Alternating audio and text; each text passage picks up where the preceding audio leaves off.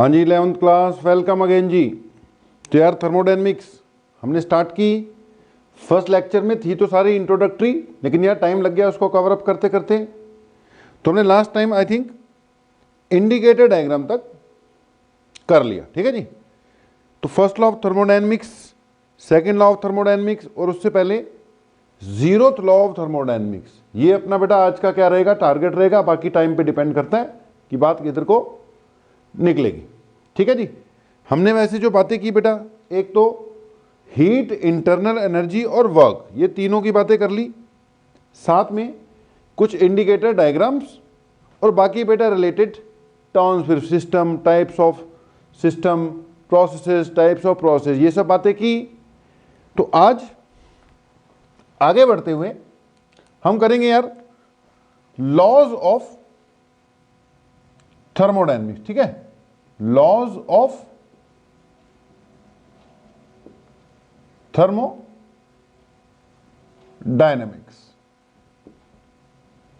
सबसे पहले zeroth law आएगा, फिर फर्स्ट लॉ, सेकंड लॉ काफी बाद में आएगा, ठीक है। मतलब मेन अपना target first law of thermodynamics रहेगा। जीरोथ लॉ भी ऐसे ही है, वो पहले लोगों ने क्या दे दिया होगा यार, फर्स्ट लॉ दे दिया होगा, उसके बाद कुछ रह गया होगा जो फर्स्ट से भी बेसिक था, इसलिए उसका नाम क्या रख दिया, जीरोथ लॉ ऑफ थर्मोडायनेमिक्स।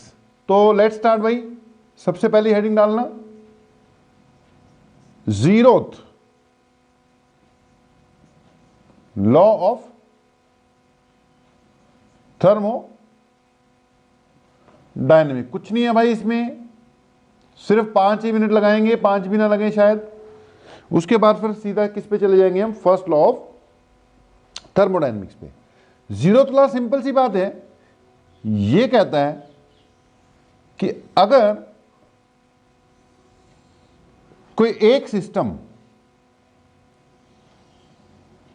ए, ठीक है, ये ए सिस्टम हो गया, ये बी मान लेते हैं और इसको क्या मान लेते हैं, सी मान लेते हैं, ठीक है। अब जीरोथ लॉ ऑफ थर्मोडायनेमिक्स से नोट्स आपके पास है भैया, नोट्स में पढ़ लेना है इसको थोड़ा बहुत, ठीक है जी। तो जीरोथ लॉ ऑफ थर्मोडायनेमिक्स कहता है भैया कि if A is in thermal equilibrium with C and B is in thermal equilibrium with C, कोई तीसरा सिस्टम है सी, उसके साथ ए भी थर्मल इक्विलिब्रियम में है, बी भी है, तो भाई ए और बी आपस में थर्मल इक्विलिब्रियम में होंगे ही होंगे। If A is in thermal equilibrium with C, B is in thermal equilibrium with C. बेटा थर्मल इक्विलिब्रियम मतलब टेम्परेचर सेम है, thermal equilibrium means temperature is same. तो अगर कह रहा है ए और सी थर्मल इक्विलिब्रियम में हो गए यानी टेम्परेचर सेम हो गया, बी और सी थर्मल इक्विलिब्रियम में हो गए, तो ए और बी का थर्मल इक्विलिब्रियम में होना तय है। ये सिंपल सी बात क्या है, जीरोथ लॉ ऑफ थर्मोडायनेमिक्स है। अब किताबों में दिया होता है, कई बार आ ही गया जीरोथ लॉ ऑफ थर्मोडायनेमिक्स बताओ तो बताना पड़ेगा ना, तो इसलिए कर दिया। मेरे ख्याल से 2 ही मिनट लगे, बात खत्म, zeroth law of thermodynamics done. अब किस पे आ रहे हैं सीधा, सबसे मेन बात आज की, that is first law of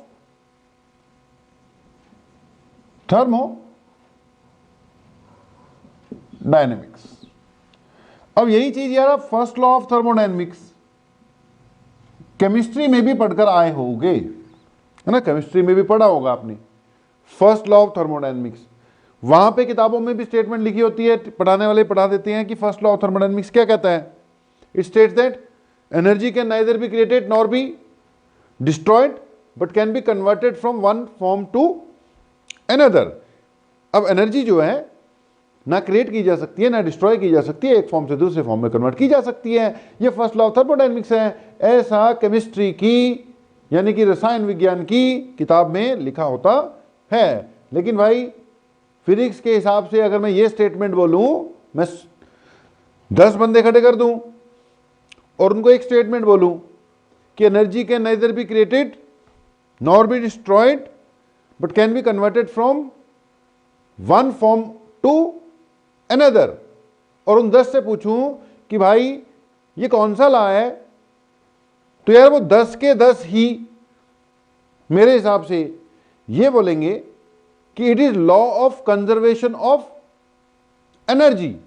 मुझे नहीं लगता अगर मैं सिर्फ स्टेटमेंट बोलूं कि energy can neither be created nor be destroyed but can be converted from one form to another, कि ये कौन सा लॉ है, तो भाई 100% बच्चे या लोग यही बोलेंगे कि it is law of conservation of energy.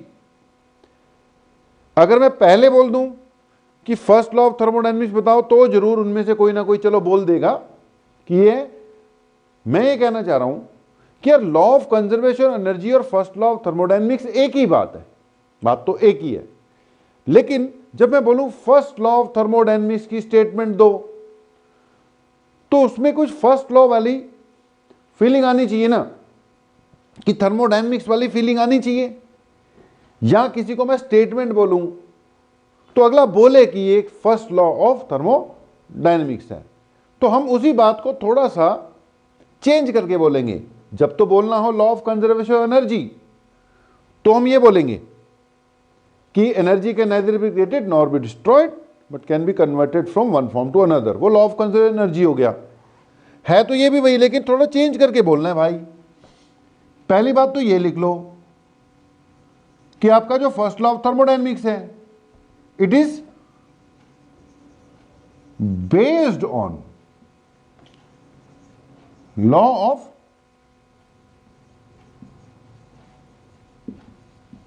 Conservation of energy. ये लॉ ऑफ कंजर्वेशन एनर्जी पर बेस्ड है। अब ये अपने पास एक थर्मोडायनेमिक्स पढ़ोगे तो सिस्टम सराउंडिंग तो करनी पड़ेगी ना भाई। ये सिस्टम है, ये पिस्टन है, इसके अंदर कोई आइडियल गैस है, ठीक है जी। अब भाई हमने इसको कुछ हीट दी या इसने कुछ हीट रिलीज की, ठीक है, डी क्यू हीट का आदान प्रदान हुआ मान ले, उसके कारण हो सकता है इसकी इंटरनल एनर्जी में चेंज आ गया हो, पॉजिटिव और नेगेटिव। अगर हीट देंगे तो पॉजिटिव चेंज आ जाएगा, लेंगे तो नेगेटिव चेंज आ जाएगा। तो मान लो इसमें इंटरनल एनर्जी का चेंज आया और थोड़ी बहुत एक्सपेंशन हो गई होगी या कंप्रेशन हो गई होगी, तो मान लो डी डब्ल्यू क्या हुआ, वर्क हुआ। अब फर्स्ट लॉ ऑफ थर्मोडायनेमिक्स के फॉर्म में जब मैं इसी बात को बोलूंगा तो मैं बोलूंगा कि भैया if some heat is exchange between system and surroundings, if some heat is exchange between system and surrounding, system मतलब थर्मोडायनेमिक सिस्टम, पूरा बोल देता हूं। If some heat is exchange between a thermodynamic system and its surroundings, some of the heat is used up in changing its internal energy and rest in doing the work during the process. That means dq is equal to sum of change in internal energy and work done during the process. तो first law of thermodynamics को अगर मैं लिखूं तो मैं बोलूंगा during a thermodynamic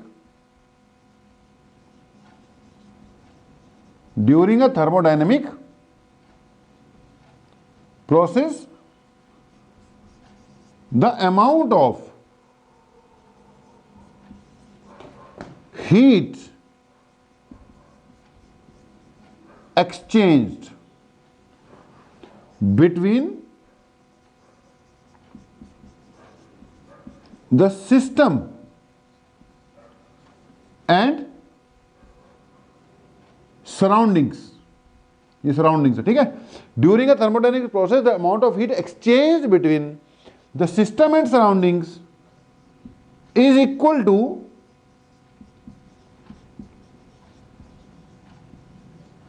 the sum of change in internal energy, sum of the change in internal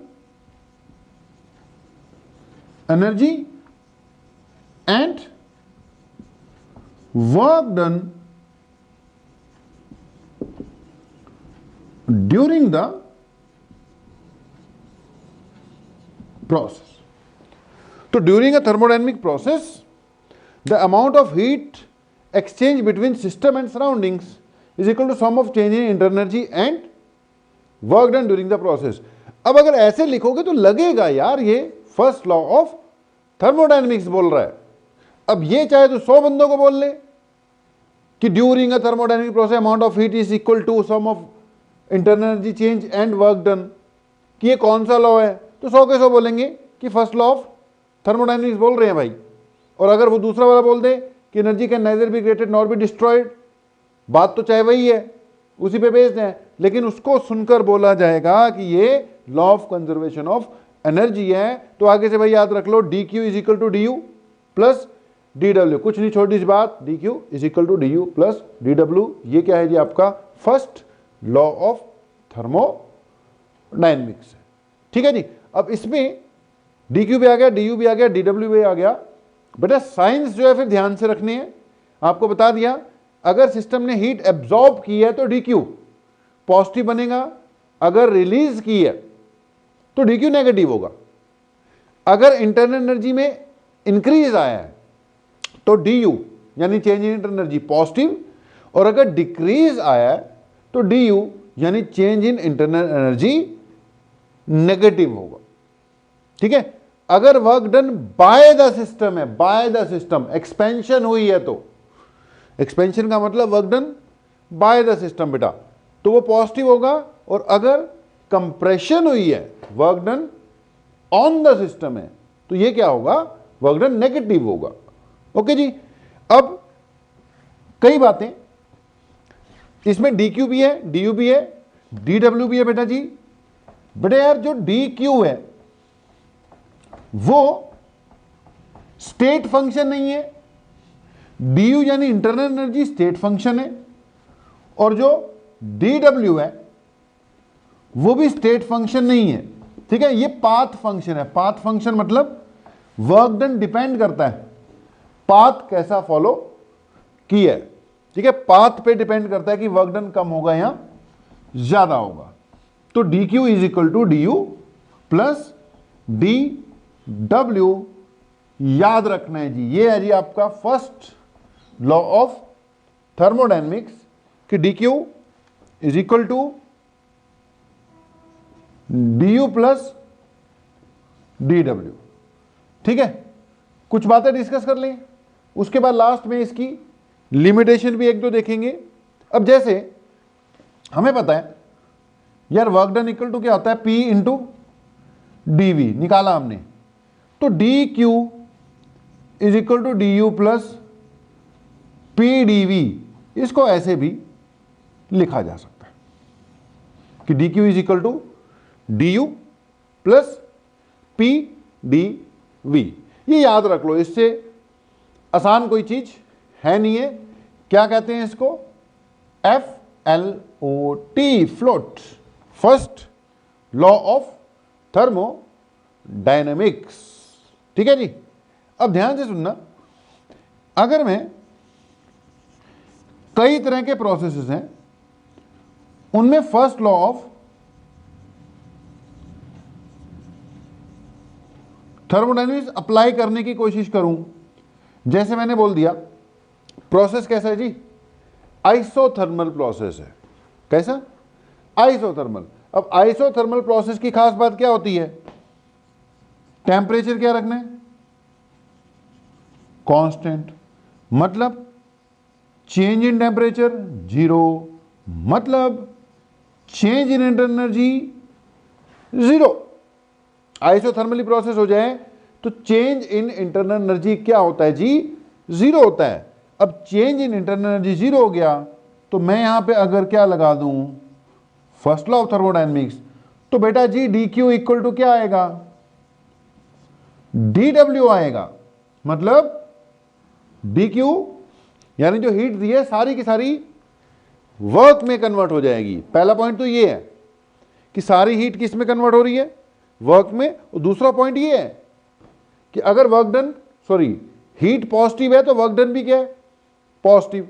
heat negative तो work done भी नेगेटिव। यानी बेटा अगर हीट दे रहे हो तुम, अगर आइसोथर्मली प्रोसेस करवा दिया, तो पहला पॉइंट तो मैंने बोला सारी हीट किस में कन्वर्ट हो जानी है, वर्क में। और दूसरा पॉइंट क्या बोल रहा हूं, अगर हीट एब्जॉर्ब हो रही है यानी डी क्यू पॉजिटिव है तो एक्सपेंशन ही होगी, कंप्रेशन हो ही नहीं सकती, क्योंकि डी क्यू पॉजिटिव है तो डी डब्ल्यू को भी क्या होना चाहिए, पॉजिटिव होना चाहिए। डी डब्ल्यू पॉजिटिव मतलब एक्सपेंशन, ठीक है। अगर नेगेटिव है तो क्या आ जाएगी, कंप्रेशन आ जाएगी। सो आइसोथर्मल प्रोसेस में आपका फर्स्ट लॉ ऑफ थर्मोडायनेमिक्स क्या बन जाता है, D Q is equal to D W जी, ठीक है। डी क्यू किसके इक्वल आ गया, डी डब्ल्यू के इक्वल आ गया। अगर यही मैं बात करूं कि जी एडियाबैटिक प्रोसेस है, कैसा, एडियाबैटिक प्रोसेस। अब एडियाबैटिक का मतलब क्या होता है, सिस्टम और सराउंडिंग्स के बीच में हीट का एक्सचेंज नहीं होना। होगा, प्रोसेस होगा, पकड़ के खींच दिया यार ऊपर को, एक्सपेंशन कर दी उसकी, पिस्टन पकड़ के खुद घुमा दिया, बस हीट का एक्सचेंज नहीं होना। वॉल्स कैसी रख दी आपने, बिल्कुल इंसुलेटिंग वॉल्स रख दी इसकी, हीट का एक्सचेंज नहीं होना। सिस्टम और सराउंडिंग के बीच में हीट एक्सचेंज नहीं हो सकती। हो सकता है यार, ऐसा कराया जा सकता है। हीट आपने क्या कर दी, प्रोसेस होने दिया, लेकिन जो वॉल्स हैं इसकी कंटेनर की, ये परफेक्टली कैसी हैं, परफेक्टली इंसुलेटिंग वॉल्स हैं, ठीक है जी, परफेक्टली इंसुलेटिंग वॉल्स हैं। तो डी क्यू इक्वल टू क्या हो जाएगा, जीरो। अब डी क्यू जीरो हो गया तो मतलब zero equal to D you plus D W. अब कहोगे भाई ऐसा कैसे होगा, बिना हीट के कैसे हो जाएगा work done, internal energy change हो जाएगा भाई, हो जाएगा। डी क्यू जीरो हो गया, डी यू इक्वल टू क्या हो गया, डी डब्ल्यू हो गया। इससे क्या निकला, D U is equal to minus D W, मतलब वर्क डन भी हो जाएगा, इंटरनल एनर्जी में चेंज भी आ सकता है, लेकिन दोनों के साइन ऑपोजिट रहेंगे। अगर तो वर्क डन पॉजिटिव है, एक्सपेंशन करवा दी बिना हीट लिए हुए, बिना हीट लिए हुए तुमने क्या करवा दी, एक्सपेंशन, वर्क डन पॉजिटिव हो गया, तो अंदर ही अंदर इंटरनल एनर्जी चेंज नेगेटिव आ जाएगा।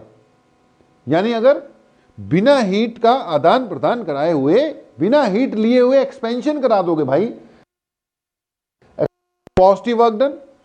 अब ये पॉजिटिव है तो नेगेटिव होने के कारण चेंज इन इंटरनल एनर्जी क्या आ जाएगा, नेगेटिव आ जाएगा, यानी इंटरनल एनर्जी घट जाएगी। तो अगर मैं इसकी एडियाबैटिकली एक्सपेंशन करा दूं, हीट ली नहीं फिर भी एक्सपेंशन करवा दी, तो अंदर ही अंदर इसका टेम्परेचर कम हो जाएगा, इंटरनल एनर्जी कम हो जाएगी, वर्क डन पॉजिटिव, तो ये क्या आ जाएगी, नेगेटिव। उल्टा कर दूं तो बिना हीट रिलीज होने दिए, हीट बाहर नहीं निकलने दी, एकदम इसको कंप्रेस कर दिया। अब कंप्रेस किया मतलब वर्क डन नेगेटिव है, वर्क डन नेगेटिव होने से माइनस माइनस प्लस हो जाएगा, चेंज इन इंटरनल एनर्जी क्या आ जाएगा, पॉजिटिव आ जाएगा। एकदम कंप्रेस कर दो, हीट निकलने ना दो, डी की तो जीरो आ गया। अब कंप्रेस करने से क्या हुआ, वर्क डन नेगेटिव हो गया, क्योंकि ये ऑन द सिस्टम वाली बात हो गई। Work done negative, change in internal energy क्या आ जाएगी, पॉजिटिव, यानी टेम्परेचर बढ़ जाएगा। बात को समझो। तो हो सकता है अगर प्रोसेस कैसा हो जाए, आइसोकोरिक। अब आइसोकोरिक प्रोसेस का मतलब वॉल्यूम में चेंज नहीं होने दे रहे हो भाई, वॉल्यूम में चेंज नहीं होने दे रहे हो तो वर्क डन कहां से होगा, वर्क डन तो तभी होगा ना जब वॉल्यूम में चेंज होगा। वॉल्यूम में चेंज हुआ ही नहीं, डीवी आ गया 0, तो पीडीवी भी 0, वर्क डन होगा ही नहीं। अब लगाऊंगा इस पे मैं फ्लोट, तो फ्लोट क्या कहता है, D Q equal to D you plus 0। तो सारी की सारी हीट कहां लगेगी, इंटरनल एनर्जी चेंज करने में लग जाएगी। अगर हीट दे रहे हो तो इंटरनल एनर्जी बढ़ जाएगी, यानी ये पॉजिटिव है तो ये भी पॉजिटिव होगा। हीट ले रहे हो सिस्टम से तो इंटरनल एनर्जी कम हो जाएगी। अब ऐसे कई प्रोसेसेस में इसको अप्लाई किया जा सकता है। आइसो बारीक हो जाए तो उसमें P कांस्टेंट है, उसमें इसको एज इट इज ही रखना पड़ेगा, क्योंकि D Q equal to D you plus D W है। आइसो बारीक करोगे वो कंडीशन अलग से होंगी, इसमें देखने में कोई खास फर्क नहीं होगा, क्योंकि डी क्यू की वैल्यू भी आएगी, डी यू की वैल्यू भी आएगी, डी डब्ल्यू की भी आएगी। इसमें ये तीन जो प्रोसेसेस हैं, अगर एडियाबैटिक कर दो तो डी क्यू 0 हो गया था, इसलिए लिख दिया हमने। आइसोथर्मल कर दो तो डी यू 0 हो जाएगा, और आइसोकोरिक कर दोगे तो डी डब्ल्यू ही 0 हो जाएगा, इसलिए ये तीनों कर दिए। तो ये फर्स्ट लॉ ऑफ थर्मोडायनेमिक्स का यूज तो देखो अब चलता ही रहेगा ना, तो उसको हम करते ही रहेंगे। ओके जी, तो कैसे अप्लाई किया जा सकता है वो हमने थोड़ा सा आपको बताया। अब अगली बात थोड़ी सी कि इसकी लिमिटेशन डिस्कस करी जा सकती है। कभी कभी ना एग्जाम में क्वेश्चन ही आ जाता ना कि यार फर्स्ट लॉ ऑफ थर्मोडायनेमिक्स की स्टेटमेंट बताओ, स्टेटमेंट हमने लिख दी। अगर first law of thermodynamics isothermal में लगे तो क्या होगा, एडियाबैटिक पे लगे तो क्या होगा, आइसोकोरिक पे, ऐसे करके बीच में से किसी का क्वेश्चन आ जाएगा, वो बता देना। और यहां फिर इसकी क्या बता देनी हमने, लिमिटेशन बता देनी। अब लिमिटेशन में इसमें ये है कि बहुत बढ़िया है, ठीक है, सब कुछ ओके है, लेकिन it does not differentiate between, does not differentiate between work and energy. मतलब फर्स्ट लॉ ऑफ थर्मोडायनेमिक्स में वर्क और एनर्जी के बीच में कोई ज्यादा फर्क नहीं किया गया है। कहता वर्क ही एनर्जी है, एनर्जी ही वर्क है, लेकिन होती दो अलग अलग चीजें, ये भी इसकी लिमिटेशन मानी जाती है। और सबसे खास बात, it does not indicate the direction of flow of heat energy। मतलब इसमें ये तो कह रहा है कि ऐसे ऐसे हीट वर्क में कन्वर्ट हो जाएगी, हीट रिलीज हो जाएगी, हीट एब्जॉर्ब हो जाएगी, लेकिन बेटा वो किस तरफ होगी, सिस्टम से सराउंडिंग की तरफ या सराउंडिंग से सिस्टम की तरफ, उसकी मतलब इसमें कोई जानकारी नहीं दी गई है। तो आपने लिमिटेशन में ये दो लिख देनी है, does not indicate the direction of flow of heat energy, या फिर does not differentiate between work and energy. Okay जी, तो इसको नोट करो। बातें फिर वही बात, अभी और भी हैं। अब हम डील करेंगे थोड़ा सीपी और सीवी के साथ। सीपी यानी molar specific heat at constant pressure, CV यानी molar specific heat at constant volume. हाँ जी बेटा यार, तो next target is discussion of CP and CV, यानी कि specific heat at constant pressure and specific heat at constant volume. अब यार हमने पहले भी स्पेसिफिक हीट की बात की, ठीक है। अब स्पेसिफिक हीट दो तरह की, एक ग्राम और एक molar specific heat. Gram specific heat को स्मॉल सी से नोट किया था, मोलर स्पेसिफिक हीट को कैपिटल सी से, ठीक है जी।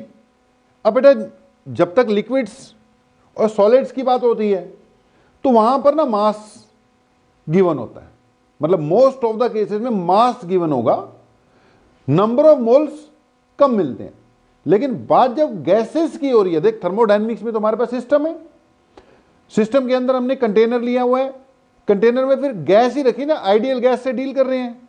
तो जब गैसेस की बात होती है तो मास कम और नंबर ऑफ मोल्स ज्यादा देते हैं, यानी हमें गैसेस के केस में तो यार मोलर स्पेसिफिक हीट की ही बात ज्यादा करनी पड़ेगी।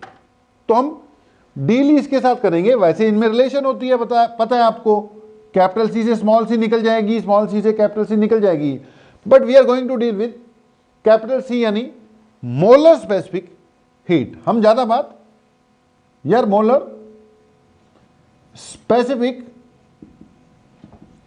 हीट की बात करेंगे, ठीक है। फिर हमने ये भी बोली है कि गैसेस के लिए स्पेसिफिक हीट की वैल्यू फिक्स नहीं होती। गैसेस के लिए स्पेसिफिक हीट की वैल्यू फिक्स नहीं होती, ये 0 से लेकर इंफिनिटी तक कुछ भी हो सकती है, यहां तक कि नेगेटिव भी हो सकती है। सॉलिड्स लिक्विड्स में जब हम हीट करते हैं उसके वॉल्यूम में कोई खास चेंजेस आते नहीं है, इसलिए उनकी स्पेसिफिक हीट मोटे तौर पर सेम ही रहती है। हमने वाटर की बात की कि उसकी स्पेसिफिक हीट वेरी करती है थोड़ी बहुत ही, लेकिन उसकी हम मान के चलते हैं कि यार 1 कैलोरी पर ग्राम उसकी स्पेसिफिक हीट है, ठीक है। 1 कैलोरी पर ग्राम पर डिग्री सेल्सियस उसकी क्या है, स्पेसिफिक हीट है, वो 1 मान लेते हैं। लेकिन गैसेस के केस में जब आप हीट दोगे तो एक्सपैंड हो जाएंगी, ठीक है जी। एक्सपेंशन थोड़ी बहुत ही नहीं, बहुत ज्यादा हो जाएगी। तो यहां ध्यान रखना पड़ता है कि स्पेसिफिक हीट कौन सी वाली की बात कर रहे हो। तो गैसेस के केस में ध्यान से सुनो मेरा पॉइंट, मैं कह रहा हूं ग्राम स्पेसिफिक हीट को अभी मैं डील ही नहीं कर रहा। मैं किसके साथ डील कर रहा हूं, मोलर स्पेसिफिक हीट के साथ।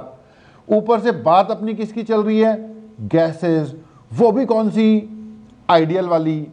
तो इसमें तुम्हें पता है गैसेस के लिए तो स्पेसिफिक हीट 0 से इन्फिनिटी तक चले जाती है। तो हमें बताना पड़ेगा कि हमारा प्रोसेस कैसा हो रहा है, उसके हिसाब से स्पेसिफिक हीट की वैल्यू आएगी या लिया करेंगे। अब मेनली, वैसे तो कई कंडीशन आ जाएंगी, लेकिन मेनली बेटा 2 ही बातें आएंगी। एक कि अगर प्रोसेस एट कांस्टेंट प्रेशर करवा दिया तुमने, तो हम कहेंगे जी स्पेसिफिक हीट यूज हो रही है ना, दैट इज सीपी। तो सीपी क्या हुआ, it is molar specific heat at constant pressure. Gases की बात करोगे तो उसकी ग्राम स्पेसिफिक हीट भी 2 तरह की होती है, सीपी सीवी। फिर वही बात, अगर कैपिटल सीपी पता है तो वहां से स्मॉल सीपी निकल जाएगा, अगर कैपिटल सीवी पता है तो वहां से स्मॉल सीवी भी निकल जाएगा, वो निकाल लेंगे। पहले एक बार डील कर लें जरा। तो एट कांस्टेंट प्रेशर जो स्पेसिफिक हीट आएगी किसी गैस की, that is known as CP, molar specific heat at constant pressure. Okay, अगर प्रोसेस हमने एट कांस्टेंट वॉल्यूम करवा दिया तो वहां क्या यूज हुआ करेगी यार, सीवी, यानी कि molar specific heat at constant volume. लिख लेना, ठीक है जी। ये कोई कंटेनर है, ध्यान से सुनना, इसमें कुछ आइडियल गैस है। क्या है जी, आइडियल गैस है, ठीक है। हमने इसको हीट किया, कर दिया, और कंडीशन लगा दी कि भाई वॉल्यूम चेंज नहीं होने दूंगा। कंडीशन लगा दी, वॉल्यूम नहीं चेंज होने देनी, इसके अंदर n मोल्स ऑफ गैस है। अच्छा, फिर से मैंने सेम कंटेनर लिया, फिर से मैंने सेम गैस ली,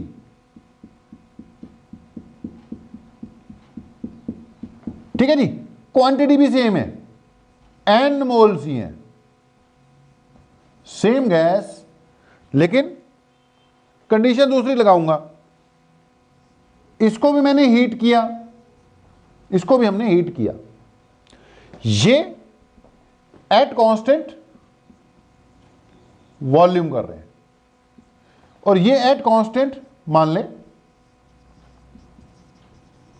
प्रेशर हो रहा है, ठीक है। Same gas, same quantity, heat दे रहे हैं।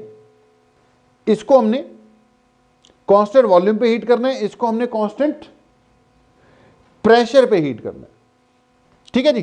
तो यहां पर अपनी कहानी क्या बनेगी, Q equal to N C delta T. यहां पे लगाऊंगा मैं CV, क्योंकि एट कांस्टेंट वॉल्यूम है। ऊपर वाला केस क्या है यार, कांस्टेंट वॉल्यूम, नीचे वाला केस कांस्टेंट प्रेशर। तो यहां पे स्टोरी क्या बनेगी, Q equal to N C delta T. देख मोलर स्पेसिफिक हीट है भाई, M नहीं, अब यहां क्या चलेगा, N चलेगा। और क्योंकि कांस्टेंट वॉल्यूम पे है तो C की बजाय CV यूज होगी। सेम गैस की कांस्टेंट वॉल्यूम पे स्पेसिफिक हीट कुछ और होती है और कांस्टेंट प्रेशर पे स्पेसिफिक हीट कुछ और होती है मेरे भाई, ध्यान से सुनना।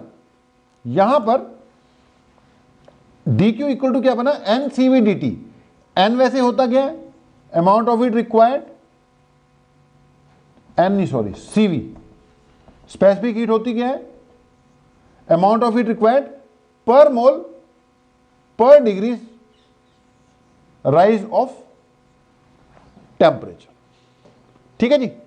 यहां पे क्या स्टोरी बनेगी, यहां बननी चाहिए dq equal to N CP into dt। अब ध्यान से सुनना, ध्यान से सुनना भाई, नंबर ऑफ मोल्स तो सेम रखे, नंबर ऑफ मोल्स सेम रखे, ठीक है। टेम्परेचर में चेंज भी मान लो क्या किया मैंने, सेम किया। दोनों गैस है, सेम वाली गैसेस है, सेम सेम, और अमाउंट भी सेम सेम सेम। तो भाई इनका टेम्परेचर भी चेंज मैंने कैसे कराया, सेम सेम। तो टेम्परेचर में चेंज सेम ही कराया मैंने, मान लो 2 डिग्री सेल्सियस या 1 डिग्री सेल्सियस से टेम्परेचर चेंज कराया। अब पॉइंट ये है कि दोनों में सेम हीट नहीं लगेगी। कांस्टेंट प्रेशर वाले केस में इसके कंपैरिजन में हीट क्या लग जाएगी, ज्यादा लग जाएगी। पॉइंट को समझना। पॉइंट ये है कि मान ले ये जो गैस है, मैंने इसको एग्जांपल ले रहा हूं, 100 जॉल हीट दी, कितनी दी, 100 जॉल। इसको भी मैंने 100 जॉल हीट दी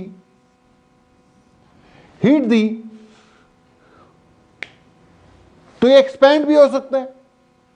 ठीक है। फर्स्ट लॉ ऑफ थर्मोडायनेमिक्स क्या कहता है कि जो आप हीट दोगे उससे उसकी इंटरनल एनर्जी चेंज होगी और कुछ वर्क होगा। अच्छा, इंटरनल एनर्जी चेंज होगी तो उससे टेम्परेचर भी क्या होगा, चेंज होगा। तो भाई इसको तुमने हीट दी 100 जॉल, लेकिन कंडीशन क्या है, वॉल्यूम चेंज नहीं होने देनी। भाई अगर वॉल्यूम चेंज नहीं होने देगा तो वर्क डन नहीं होगा, क्योंकि जो वर्क डन होता है वो किसके इक्वल होता है, PdV के। तो पहले केस में जब तूने गैस को 100 जॉल की हीट दी, कंडीशन थी कि वॉल्यूम नहीं चेंज होगी। भाई जब वॉल्यूम नहीं चेंज होगी तो वर्क नहीं होगा, वर्क नहीं होगा तो सारी की सारी जो 100 जॉल तूने दी है वो कहां लगी, इंटरनल एनर्जी चेंज करने में। यानी सारी की सारी हीट कहां लगी, टेम्परेचर राइज करने में।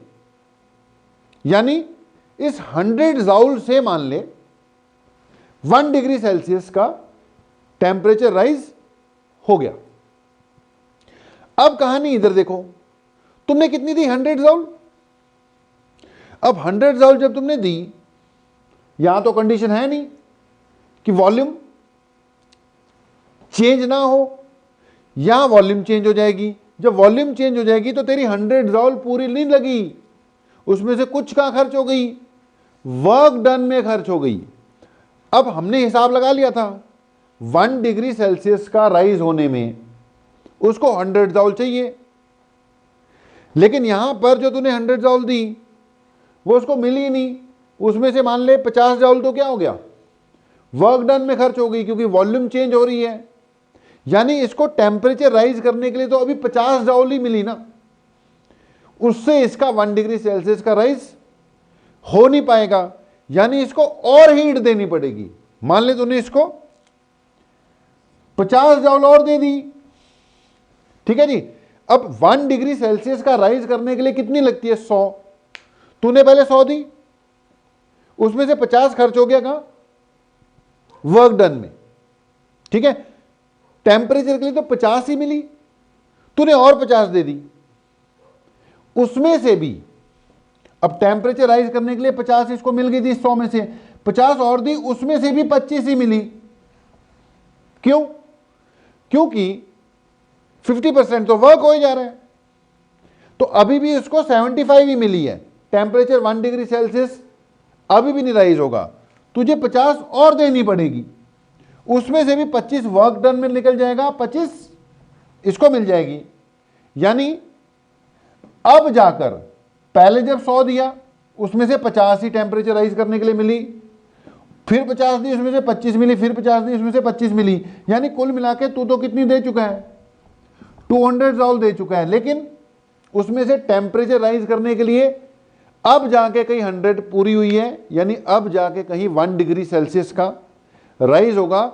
अगर कांस्टेंट वॉल्यूम पे हो तो 1 डिग्री सेल्सियस का राइज 100 जॉल दी उसी से हो गया था, लेकिन अगर कांस्टेंट प्रेशर पे हो तो वही 1 जॉल का 1 डिग्री सेल्सियस का राइज कराने के लिए हीट कितनी देनी पड़ेगी? 200 देनी पड़ेगी। कहने का मतलब अगर मैं Cp इक्वल टू लिखता dq by n into delta T, तो ये dq इसके इक्वल नहीं है, ये 100 ही था, ये 200 लगानी पड़ गई, तो इसको क्या लिखूंगा? dq डैश लिखूंगा।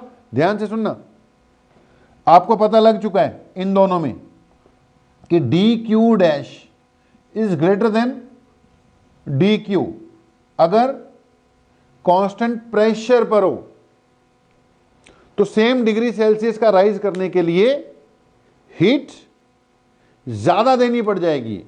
अगर कांस्टेंट वॉल्यूम पे हो, सारी हीट टेम्परेचर में लग रही है, इंटरनल एनर्जी में लग रही है, तो कम हीट से ही काम चल जाएगा। तो इतना मैंने समझा दिया कि कांस्टेंट प्रेशर वाले केस में ज्यादा हीट लगती है भाई सेम टेम्परेचर से राइज करने के लिए, और कांस्टेंट वॉल्यूम वाले केस में कम हीट लगती है। अब दोनों को कंपेयर कर ले, ये dq by N delta T है, ये dq dash by N delta T है। n तो सेम है, टेम्परेचर चेंज भी सेम किया है, क्योंकि dq डैश बड़ा है तो इसलिए Cp भी Cv से बड़ा होगा। तो अगर सेम गैस की बात हो रही है तो ये याद रखना, Cp is always greater than Cv। ये याद रखना है कि Cp is always greater than Cv। कई बार पूछ लेगा वो तुमसे कि भैया जो भी गैस होती है उसकी Cp बड़ी कि Cv बड़ी, तो आंसर है Cp बड़ी। Cp क्या है? अमाउंट ऑफ हीट रिक्वायर्ड पर मोल पर degree Celsius at constant pressure, और Cv क्या है? अमाउंट ऑफ हीट रिक्वायर्ड पर मोल पर degree Celsius rise of temperature. तो ज्यादा कौन सी होगी?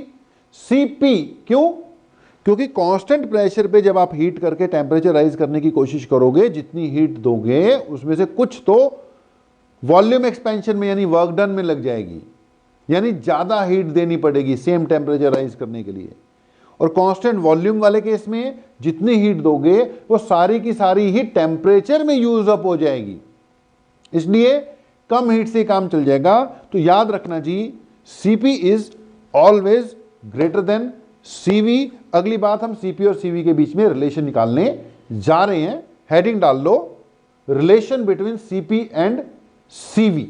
ओके, इसको मिटा देते हैं, उसके बाद फिर स्टार्ट करते हैं। हाँ जी बेटा यार, अगली heading relation between Cp and Cv। Bracket में लिखने ना मेयर्स फार्मूला, छोटी सी डेरिवेशन है यार, आ जाती है। Relation between Cp and Cv यानी कि मेयर्स फार्मूला। ठीक है, 10 मिनट का काम है बस, इसके बाद आज का लेक्चर क्लोज। ठीक है, इसको कर लेना जितना भी है। तो relation between Cp and Cv लिख लो जी। लेट अस कंसीडर सम आइडियल गैस। क्या कंसीडर कर लीजिए हमने? कोई आइडियल गैस कंसीडर कर ली। आइडियल गैस है कितनी है, नंबर ऑफ मोल्स उसके n है, ठीक है। Let it is heated eight constant volume. Ideal gas थी भाई, पहले हमने इसको कांस्टेंट वॉल्यूम पे हीट किया, ठीक है, so that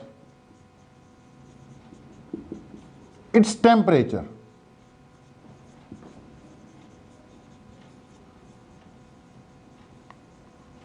change by dt। कितना टेम्परेचर में चेंज हुआ, dt। देन क्या लिख सकते हैं भाई हम, कांस्टेंट वॉल्यूम पे हीट किया, टेम्परेचर कितना चेंज कराया, dt। तो अपने पास क्या रिलेशन है कि जी Q equal to N C dt। Constant volume पे किया इसलिए n into C V into D t लग गया, simple. Q equal to N C d T, कोई दिक्कत वाली बात नहीं होनी चाहिए, ओके। CV क्या है तुम्हें पता ही है, specific heat, molar specific heat at constant volume. Also according to first law of thermodynamics, भाई तूने जो हीट दी वो NCV/dt तो है ही है, लेकिन उसी हीट का ये भी तो फार्मूला बनता है, dq is equal to du plus dw, यानी dq equal to du plus pdv। लेकिन तुम तो कांस्टेंट वॉल्यूम पे हीट कर रहे हो, तो dv क्या हो गया, जीरो हो गया। तो फर्स्ट लॉ ऑफ थर्मोडायनेमिक्स क्या कहता है, dq की इज इक्वल टू du हो गया, ठीक है। अब dq इक्वल टू NCV/dt भी है, ले पहली लगा ले, dq इक्वल टू du भी है, ले दूसरी लगा ले। तो फर्स्ट और सेकंड से क्या रिजल्ट बना कि जी जो du है is equal to n into C V into D t, okay. आगे से याद रखना जी, ये भी बड़ी काम की चीज निकल आई है, अभी तो इसका यूज करेंगे, लेकिन आगे से याद रखना कि अगर n उसका टेम्परेचर चेंज तूने कितना करा दिया, dt करा दिया, तो उसमें इंटरनल एनर्जी में चेंज कितना आएगा, du आएगा। याद रखना, वो भी एक रिजल्ट आ गया, बहुत काम आएगा कि जब भी किसी भी गैस के टेम्परेचर में कितना चेंज आए dt, तो उसकी इंटरनल एनर्जी में कितना चेंज आएगा, n into C V into D t. जितना भी टेम्परेचर में चेंज किया ना, 10 डिग्री, 5 डिग्री, 20 डिग्री, उसको सी वी से मल्टीप्लाई कर दे, n से मल्टीप्लाई कर दे, क्या आ जाएगी, चेंज इन इंटरनल एनर्जी आ जाए करेगी। तो ये फार्मूला अलग से भी काम आएगा, ओके। फिलहाल हम क्या कर रहे हैं, सीपी और सीवी के बीच में रिलेशन फाइंड कर रहे हैं। तो पहले मैंने अपनी जो आइडियल गैस थी, ये अपनी आइडियल गैस थी, ठीक है, ये अपनी आइडियल गैस है, n मोल्स हैं उसमें, मैंने इसको let it is heated eight constant volume, और टेम्परेचर इसका इतना चेंज हुआ, ये कहानी बन गई। अब आगे लिख लो, now let the same gases, now let the same gas is heated at, now let the same gas, same ही गैस थी, ठीक है, दो बार किया अलग अलग। Now let the same gas is heated at constant pressure such that temperature is changed through same amount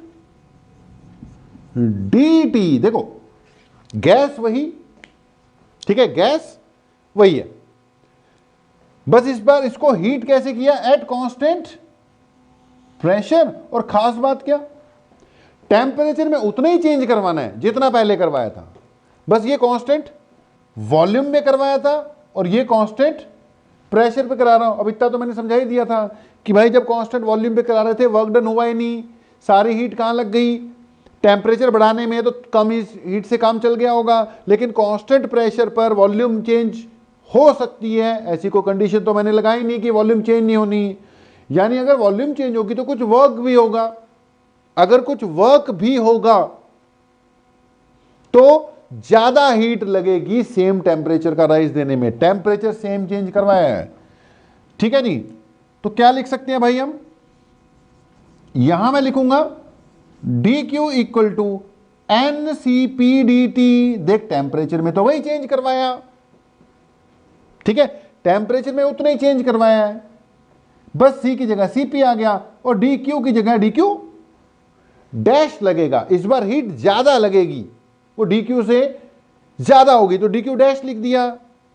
also जो डी क्यू डैश है वो क्या चीज है, D you plus p d v भी आएगा। It will be d you plus p d v. ये कहां से आ गया, ये आ गया from first law of thermodynamics, ठीक है जी। अब यहां पे डैश नहीं लगाना भाई, डी यू पे डैश नहीं लगेगा। क्यों नहीं लगेगा, क्योंकि इंटरनल एनर्जी उतनी ही चेंज होगी, बिकॉज टेम्परेचर में उतना ही चेंज करवाया गया। इस पे डैश लगेगा, ठीक है। ये भी अब कुछ ना कुछ आएगा, पहले तो जीरो आ रहा था, लेकिन ये सेम अमाउंट से चेंज हुई है ना भाई। कंडीशन क्या थी, टेम्परेचर जितना यहां कराया उतना यहां करवा रहा हूं, तो इंटरनल एनर्जी चेंज सेम होगा। तो इन दोनों को इक्वेट कर दूंगा तो क्या बन जाएगा, ये डी क्यू डैश, ये भी डी क्यू डैश है, तो ये बनेगा भाई N into C P into D T is equal to, इसकी जगह N C P D T लिख दिया, D you plus P D we, ठीक है, D you plus P D V आ गया। अब ये चीज होगी N C P D T equal to D U. Change in internal energy तो वही है ना, क्योंकि टेम्परेचर में उतना ही चेंज कराया। इसकी जगह क्या लिखूंगा, n into C P into sorry C V into D T plus P D we, ठीक है, ध्यान देना जी। यहां तक पहुंच गए। अब थोड़ी सी जगह बनानी पड़ेगी। अगली बात, कोई भी आइडियल गैस हो तो उसके लिए आइडियल गैस इक्वेशन होती है फिर पीवी इक्वल टू एनआरटी, ठीक है जी। तो आगे लिख लो also PV is equal to N R T. लिख ले मेरे भाई कि आल्सो अगले स्टेप में PV is equal to N R T, ठीक है जी। तो PV is equal to N R T.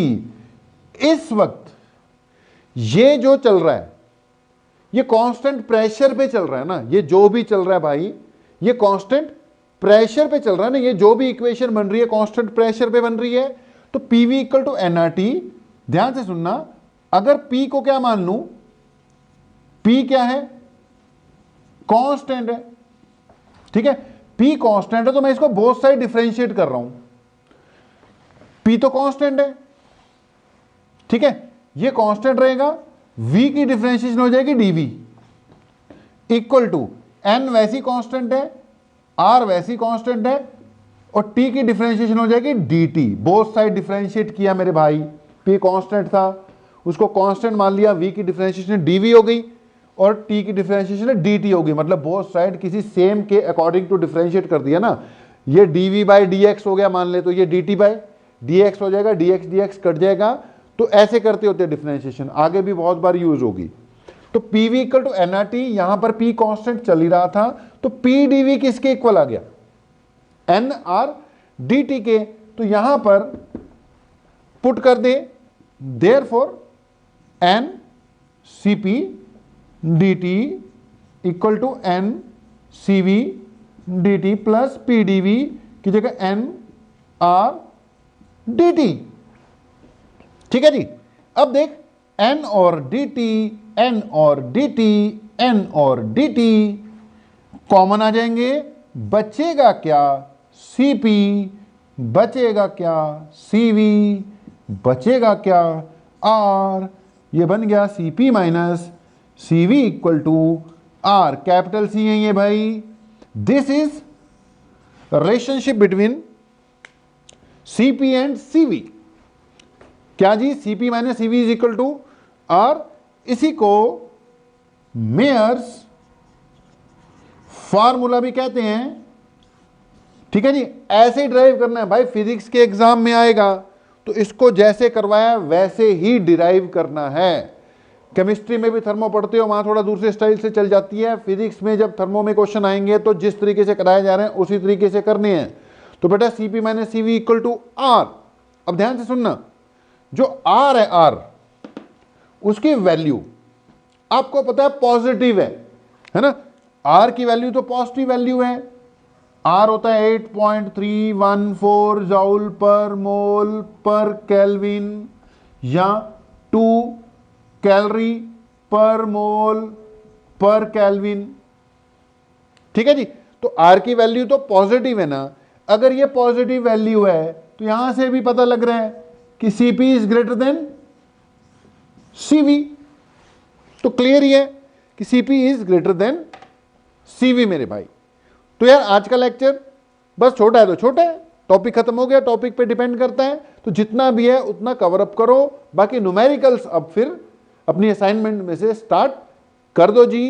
तो आज मैंने क्या क्या कवर किया, एक main first law of thermodynamics और दूसरा है थोड़ा सा Cp और Cv के बीच में रिलेशन। अब ये रिलेशन और भी आती रहेंगी, मामले उलझते रहेंगे, क्वेश्चन हम करते रहेंगे।